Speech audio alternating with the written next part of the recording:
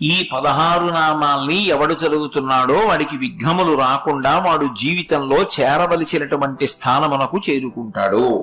కాబట్టి మిగిలినవి చదివావా చదవలేదా నీ ఇష్టం. ఇది మాత్రం నీ కొరకు మాత్రమే కాదు, నిన్ను నమ్ముకున్న నీ కుటుంబం కోసం నువ్వు చదవాలి.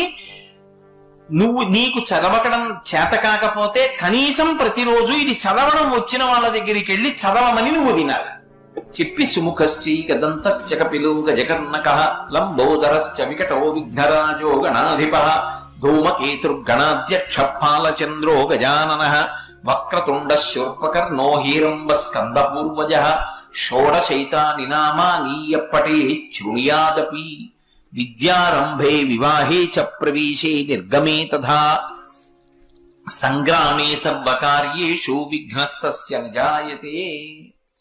ఈ